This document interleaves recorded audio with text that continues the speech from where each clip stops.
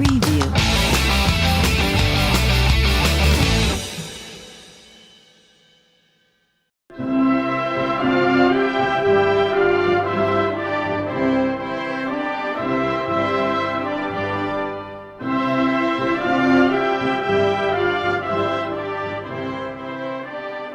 La liste Renaissance est une liste d'équilibre dans ce qui a été voulu par le président et dans la droite ligne de ce qui se passe au gouvernement et de ce qu'est le Parti En Marche, c'est-à-dire une liste d'équilibre et de droite et de gauche, qui représente aussi l'ensemble des territoires, et notamment en Saône-et-Loire, on a un candidat qui est numéro 4 sur la liste, qui est le président des jeunes agriculteurs et qui est là pour représenter les territoires et la question agricole sur cette liste. Notre numéro 2, Pascal Canfin, qui lui vient de la gauche, il était sous le ministère de la précédente, sous la précédente législature au gouvernement, sous la présidence de François Hollande, qui vient sur la gauche, qui lui apporte sa vision sur les questions environnementales qui sont, comme d'autres sujets, mais lui particulièrement au cœur des préoccupations des Français. Notamment avec notre candidat en Saône-et-Loire, donc qui était le président des jeunes agriculteurs.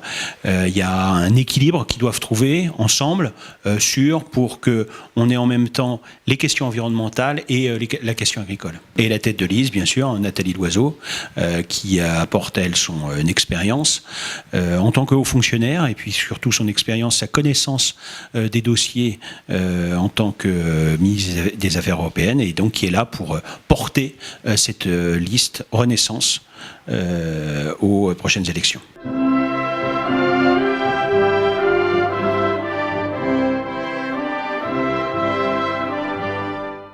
Ce qui est important, c'est le projet qu'on porte, c'est le projet que porte cette liste et ce qu'on veut porter au Parlement.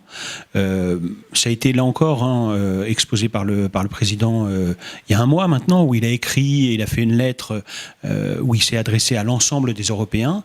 Là, l'enjeu pour l'Europe, c'est la souveraineté de notre pays, avec en même temps la souveraineté européenne, et où il faut construire une Europe qui protège plus,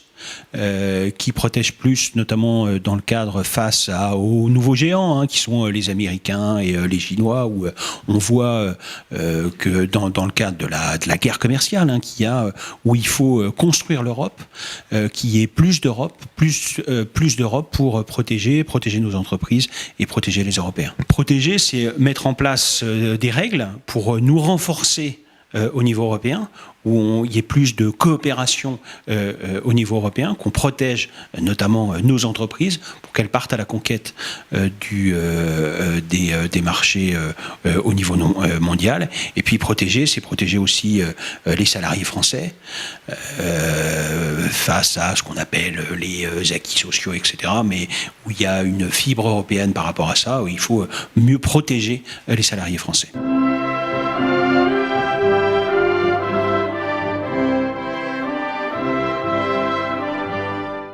À ma connaissance, il n'y a pas de projet de nouvelle constitution européenne et de modifier les traités. Donc l'équilibre institutionnel qui existe, où le Parlement joue le rôle en quelque sorte de pouvoir législatif avec les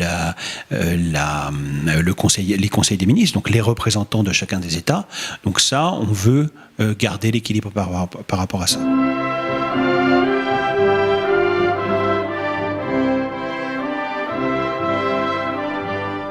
L'objectif, si on veut construire l'Europe, c'est que c'est pas l'unanimité, mais c'est qu'en tout cas, on fasse avancer le maximum de pays. Et donc, il y ait au moins une unanimité de fait, où on se mette d'accord sur un certain nombre de sujets tous ensemble.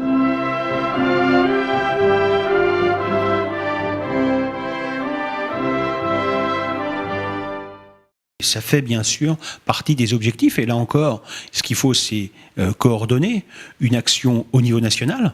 Ça a été annoncé par le Premier ministre qu'il va y avoir un plan pour mieux renforcer la lutte contre la fraude fiscale, et notamment mettre en place, ça va être le travail qu'on va avoir au niveau du Parlement français, de mettre en place plus d'outils pour mieux détecter les fraudeurs, et donc mieux détecter, les détecter plus vite, et donc faire des enquêtes plus vite, et donc qu'il y ait plus de répression par rapport à la fraude fiscale.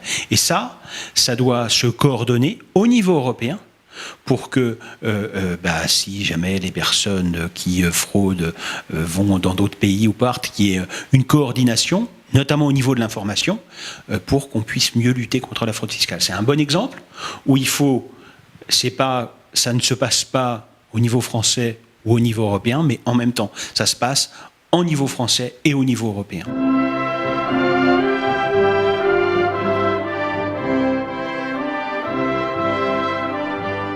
Enfin, il y a beaucoup de choses qui ont été faites depuis un certain nombre d'années, mais il faut aller encore plus loin pour éviter l'optimisation ou la fraude fiscale face à ces pays. Puis il y a d'autres pays, il y a aussi des problématiques, notamment avec l'Irlande, où là, c'est pas forcément de la fraude fiscale, mais on peut parler de dumping fiscal, c'est-à-dire qu'il y a certains pays en Europe qui jouent pas le jeu de la coopération européenne et qui font baisser les taxes pour que les entreprises viennent chez elles, et donc il y a un décalage au niveau européen, et donc une concurrence entre les différents États au niveau des lois fiscales. C'est ça, là-dessus aussi qu'il faut lutter, et c'est pour ça qu'il faut plus d'Europe. Il faut plus d'Europe parce qu'il faut qu'il y ait une convergence, notamment des mesures fiscales, entre les différents États, mais ça peut se faire que par la coopération, que par plus d'Europe, pour éviter ces phénomènes de dumping social. Notamment ce qui se passe vis-à-vis des GAFA, Google, Amazon, etc., qui jouent sur les divisions des Européens. Et donc c'est là-dessus qu'il faut qu'on lutte, c'est là-dessus qu'il faut qu'on renforce la coopération, et puis les moins bons élèves ou les mauvais élèves de l'Europe, il faut que... mais encore une fois, c'est par la coopération, par la discussion, il faut les convaincre, il faut aller vers plus d'Europe, faire plus d'harmonisation pour éviter ces phénomènes de fraude fiscale, ou en tout cas de dumping fiscal, qui font qu'il y a des déséquilibres au sein de l'Europe.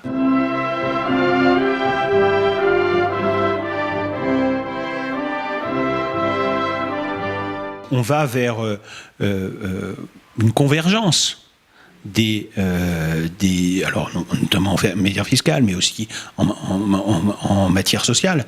Et donc ce qu'il faut, c'est que dans l'ensemble des pays de l'Union, que tous nous rejoignent, et donc on mette en place des règles sociales pour éviter même le même phénomène, c'est-à-dire qu'il y ait des déséquilibres au sein des différents pays de l'Union, et que des déséquilibres, notamment avec les règles sociales, et qui font que certains attirent en étant le moins-disant social. Ce qu'il faut qu'on aille, il faut lutter contre ça. Et ce qu'il faut, c'est que nous, on garde, parce qu'il y a eu une polémique sur Nathalie Loiseau veut supprimer le SMIC au niveau français. Évidemment que non.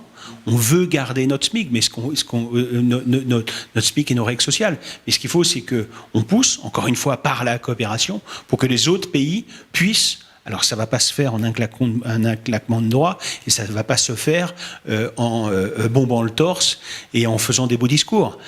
Ça nécessite beaucoup de discussions, beaucoup de coopération pour que ces pays nous rejoignent et qu'on arrive à construire cette Europe dont on parlait tout à l'heure, cette Europe qui protège.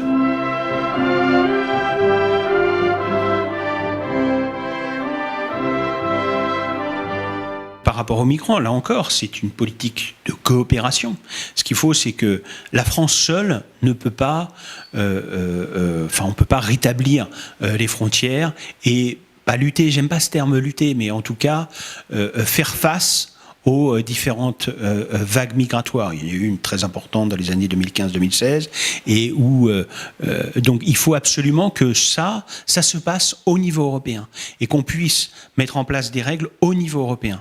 À l'heure actuelle, il y a un dispositif qui est en place, qui a montré ses faiblesses, notamment en 2015-2016, où en réalité toutes les personnes qui arrivaient, et ce sont les pays comme l'Italie ou la Grèce, qui ont dû seuls faire face à ces vagues migratoires. Et donc ce qu'il faut, c'est qu'on renforce les outils européens pour mieux réguler et mieux répartir tout ça.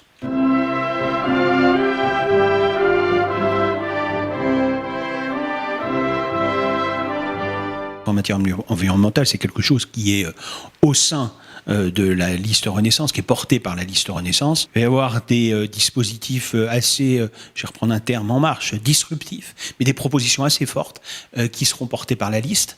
Mais encore une fois, d'équilibre. C'est-à-dire que pour le glyphosate, la France, contrairement à ce qu'on a pu dire ou véhiculer, la France est plutôt un très bon élève de l'Europe et plutôt leader pour permettre la sortie du glyphosate, notamment pour les agriculteurs. Mais ça doit se faire en coopération avec les agriculteurs pour porter qu'il y ait plus d'Europe par rapport à ça. L'Europe à plusieurs vitesses, c'est quelque chose qui existe déjà, mais même qui était au départ même de la construction européenne. Le couple franco-allemand, où il y avait des politiques qui étaient développées et qui étaient en avance par rapport à d'autres pays.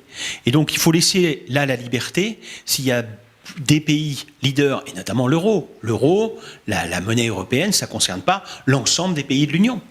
Schengen, ça ne concerne pas l'ensemble des pays de l'Union. Donc s'il y a des pays qui veulent aller vers plus d'Europe, parce qu'ils considèrent que c'est grâce à l'Europe qu'il y aura plus de coopération et qu'on s'en sortira mieux avec l'Europe, etc., eh bien, il faut les laisser, et les autres prendront peut-être plus de temps pour nous rejoindre.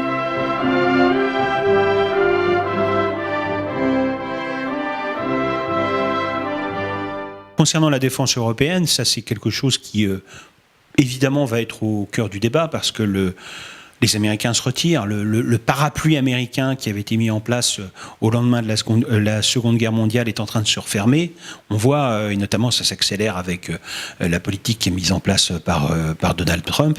Et donc il y a une nécessité, ça c'est quelque chose qui est porté par le président, mais il y a une nécessité pour les Européens de mettre en place cette défense européenne.